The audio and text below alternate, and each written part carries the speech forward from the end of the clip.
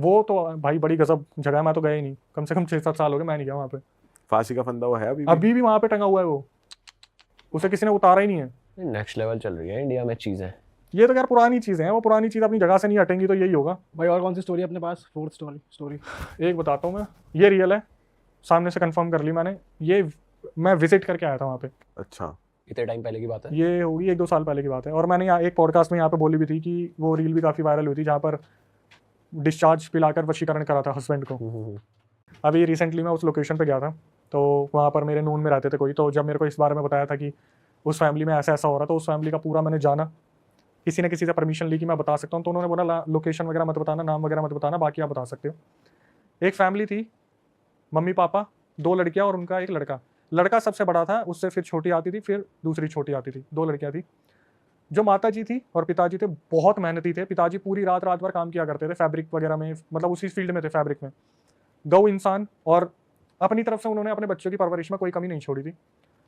हुआ क्या, जब सबसे बड़े लड़के की शादी करा दी गई, इनके घर में वो औरत आ गई।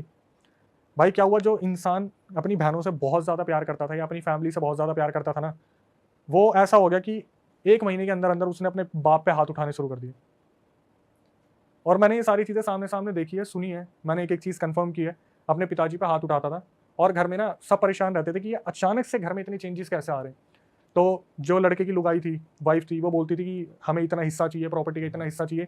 मतलब ये समझ लो कि जो वाइफ आई थी उसके बाद घर में चेंजेस आने स्टार्ट हो गए थे। हुआ क्या, इनने डिसीजन लिया कि यार एक काम करते हैं, काफ़ी बड़ा घर है, बीच में एक दीवार खिंचवा देते हैं, उस साइड वो रह लेंगे और बाकी बच्चों के साथ ये रह लेंगे। थोड़े टाइम बाद जो बीच वाली बहन थी उसकी शादी हो गई, वो अपने घर चली गई। अब जो सबसे छोटी लड़की थी उसके साथ हादसे होने स्टार्ट हुए कि वो जो भाभी थी ना, इनके घर में आती थी कि हमारा ये सामान रह गया, तो वहाँ पे पता नहीं क्या राई के दाने फैला देती थी, कोई दाने वाने फैला देती थी। इनके घर में कभी कबूतर मरा मिलता था, कभी कोई जानवर मरा मिलता था, और ये ऐसे थे कि अपने कमरे से बाहर नहीं निकलते थे, जो जितना गौ इंसान होगा वो उतना ही कम बाहर निकलेगा। पिताजी थे वो एक टाइम पे आके बुजुर्ग हो गए, उन्होंने कामकाज छोड़ दिया, उन्हें उस्ताद जी कहा जाता था, फैब्रिक में वो थे।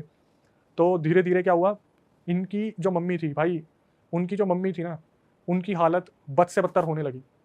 धीरे धीरे उनकी तबीयत खराब होनी स्टार्ट हुई। उनको इन्होंने क्या करा, बेड पे लेटा दिया। इनके काफ़ी ट्रीटमेंट और ऑपरेशंस वगैरह होते थे और चेकअप होते थे। चेकअप में कुछ भी नहीं आता था कि इनके अंदर कुछ है या नहीं है, कुछ भी नहीं आता था। लेकिन उस औरत जो औरत थी भाई, वो अपनी तरफ से सब कुछ करती रहती थी, सब कुछ करती रहती थी।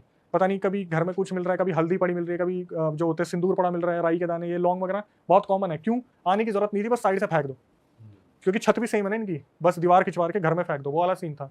ये क्या करते थे, झाड़ू से बाहर निकाल दिया। और कौन निकालता था, मम्मी जी निकालती थी। तो क्या हुआ, ये बेड पे आ गई। और बेड भी उस टाइम पे ना भाई वैसे नहीं होते थे जो फट्टे वाले होते हैं ना, उस टाइम वो चारपाई टाइप ज़्यादा होती थी, वो चारपाई जो रस्सी से बनती है ना, तो वो थी। तो क्या हुआ, इनकी मम्मी क्या करती थी, थोड़ा बहुत काम करा, थक गई, अपने चारपाई पे लेट गई, ठीक है। तो इन्होंने काफ़ी टाइम से ऑब्जर्व करा कि यार जो आंटी जी है ना, वो चारपाई छोड़ ही नहीं रही, मतलब सफाई करनी भी बंद कर दी। सबसे छोटी लड़की है वो कर रही है, सफाई वफाई बंद कर दी, बिल्कुल ऐसी चारपाई पे लेटी रहती थी। उन्हें हफ्ते से ऊपर हो गया, वो बस चारपाई पे लेटी लेटी खा लेती थी, बहुत ज़्यादा एजिड हो रही थी, धीरे धीरे खा रही थी, हल्का बहुत, मतलब ऐसा हो गया था कि हालात बहुत बद से बदतर हो गए थे। और इन्होंने दूसरी चीज़ों पे छोड़ ही दिया था कि दूसरी ऐसी कोई चीज़ है। इससे पहले एक इंसिडेंट और हुआ था जो उस घर में हुआ था, मैं बताना भूल गया।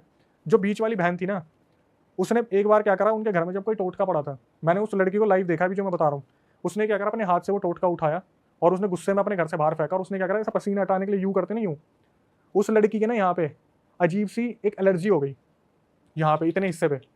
उसकी दवाइयाँ दे दे के उस एलर्जी को रोका गया, जो एलर्जी आज तक नहीं रुकी हुई है। उसका इतना बड़ा ना ऐसा घाव सा निशान है यहाँ पे, आपने देखा? मैंने देखा सामने। उस लड़की, वो जो मेरे सामने आई थी, मैंने पूछा था कि यही है, तो इन्होंने बताया हाँ, इसने उस टोटके को ऐसे करके ऐसे फेंका था और बस यूं करा था पसीना साफ करने के लिए, यहाँ पर उसके घाव आ गए। उन्हें पता चल रहा है पड़ोसी ये सब कर रहे हैं पर कुछ नहीं कर पा भाई रहे। पड़ोसी नहीं है, बच्चा और उसकी वाइफ रह रहे हैं साइड में, बट वो फिर उनके खिलाफ कुछ एक्शन नहीं ले रहे, कुछ इसलिए नहीं नहीं कह ले रहे। रहे क्योंकि इन्हें इन चीज़ों की नॉलेज ही नहीं है।